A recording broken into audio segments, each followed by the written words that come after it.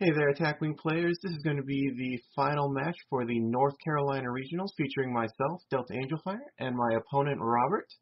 We are both running Tactical Cube builds, but we each have a little bit of a different approach. I am running my Tactical Cube, of course, with Martok in the backup seat so I can get extra actions. He's running lore and a huge complement of crew to basically forego all the re-enabling actions the Weyoun build would need, and just getting more options on the field. So for setup, I set up on one side of the board where I would be able to potentially attack with both my Vulcan ship and my cube at the same time if it comes to a joust. As usual, my opening setup move is to just move forward far enough so I can still Crosis Martok.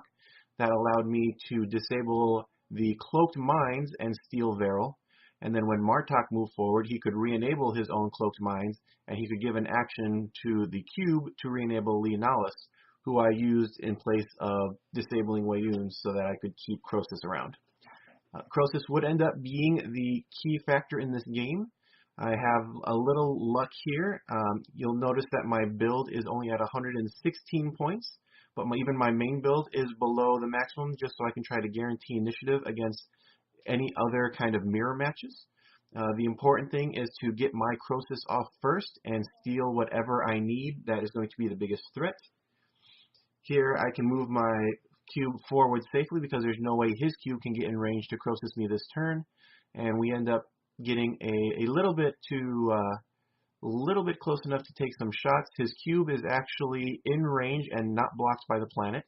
So I go ahead and disable Leonalis rather than Weyoun to keep Varel from discarding. He then goes ahead and attacks me with his Prakesh, and we take a little discussion here. The idea was that neither of us was quite clear on the energy flux sector condition that we were in, whether I had to negate it before he rolled the energy flux or after. We elected that we would know how many dice he was rolling before I had to decide on Varel, because he had apparently run into that situation in a previous game and it was done that way to his own advantage. So we went with that ruling and continued. Here he says he made a slight mistake going the wrong way with his Prakesh. Had he gone right, however, I believe his Prakesh would have been in range and not his cube.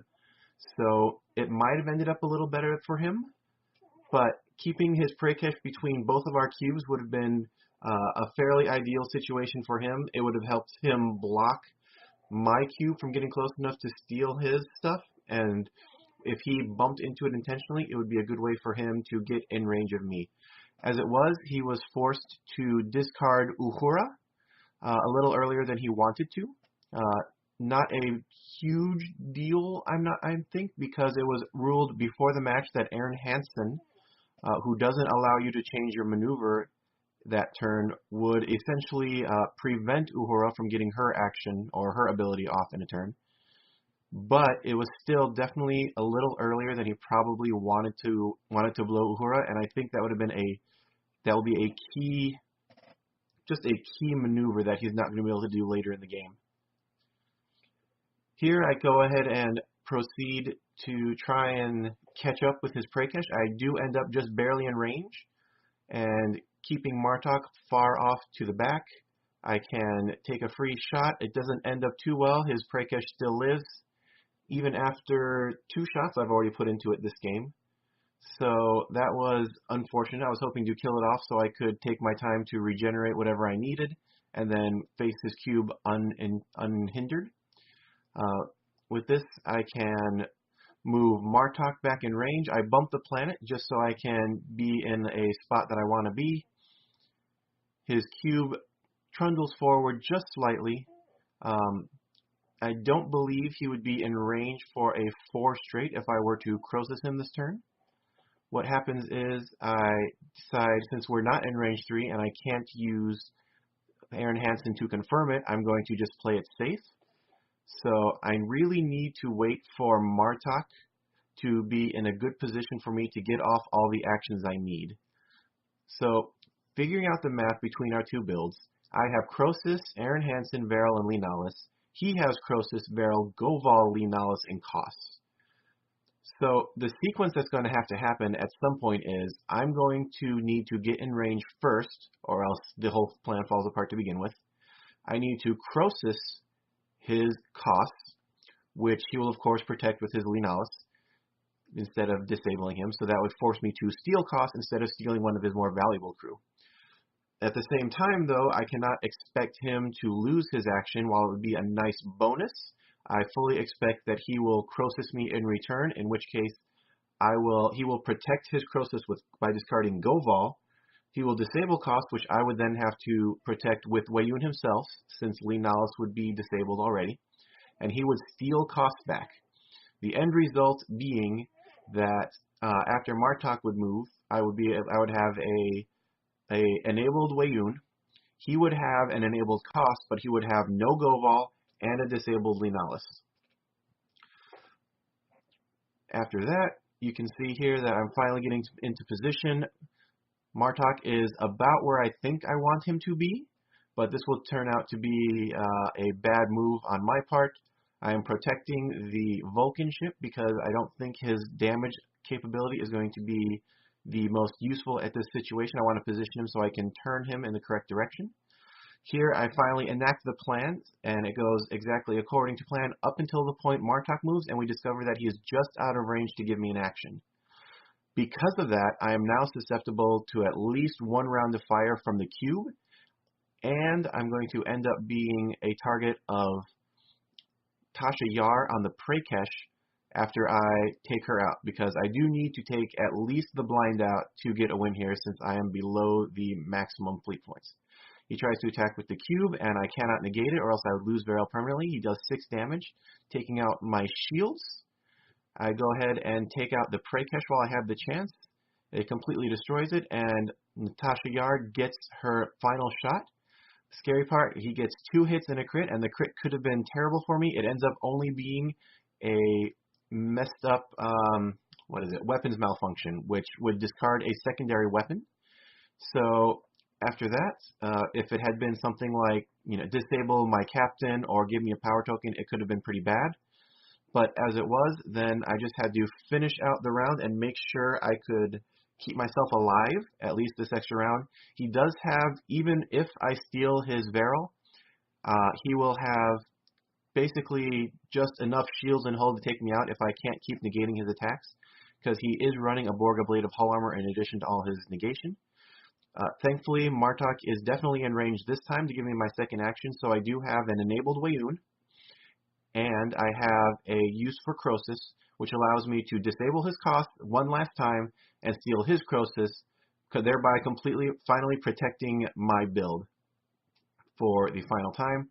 At this point, my cube is basically immune, and so his option for winning now, based on fleet points, is he would need to take out both Martok and my Vulcan blind ship. You can see here he's aiming for Martok. He goes with a lot of dice. Martok is cloaked and has a evade token. He only gets a few hits because of his inability to target lock me, and I do manage to avoid that one this time. But of course, he's going to keep going after it, and my cube is just going to have to try to take him down as quickly as possible. So, knowing my position now, the Vulcan ship is just going to retreat towards the far edge of the board, because I know that's going to be his newest objective, and I need the Vulcan ship to survive until my cube can deal enough damage. Martok tries to Sensor Echo as far away as possible. That gets him his extra defense dice, but he is now lacking an evade total. The sector condition does not do good things for... Oh, no. Sector condition does work out in his favor, but still being cloaked and unable to be target locked, Martok is still able to avoid deadly damage. And then my cube fires back. It's just going to be slowly whittling down his cube, even with my target locks and all. But I still have, I believe, 13 more hull to go through, even after he's discarded Varel for his one-shot negation. Here, there's only one real good option for him to go, so I don't really need to guess that much. It would have been nice if I could have forced him to bump, but that might have been asking too much, and really just playing it safe was going to be kind of my answer.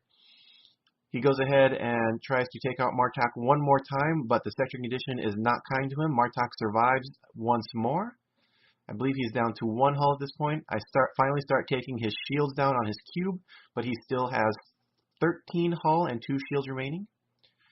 So the idea is, of course, to still try to keep my guys alive while chasing down his cube and doing enough damage. Unfortunately, we are running close to the end of time. He ends up going on a last-ditch run to try to get my Vulcan vessel. He takes a little bit of damage from the mines, but not enough to be of a significant detriment to him.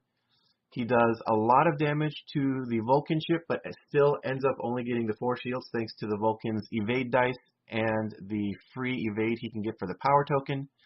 So at this point, I believe that, well, the Vulcan ship gets a few shots, the cube gets a shot, and that is going to be the end of the game. That is time. Had the game gone maybe 2 rounds more, I think he definitely would have had a good shot of taking out both my ships.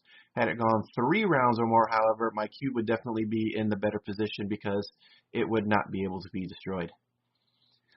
So, that was the end of the finals match for North Carolina. It was a very mind-racking match, to be sure. For those of you who say that Borg is easy to deal with, the positioning battle and the jockeying for just getting in range at the right moment and keeping your action economy up was a great challenge. And kudos to my opponent. He took 2nd place in this regional, and after a long, tough battle, I ended up in the champion seat.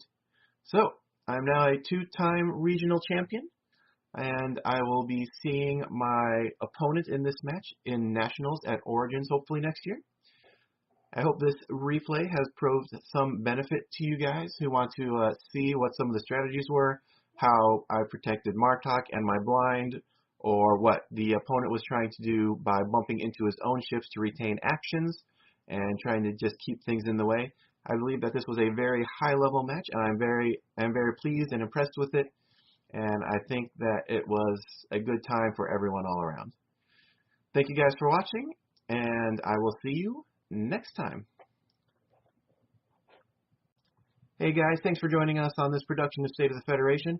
Hope you'll check out some of the other videos in the archives, and maybe something else interesting in the links provided. Until next time then, may Q be generous with your dice.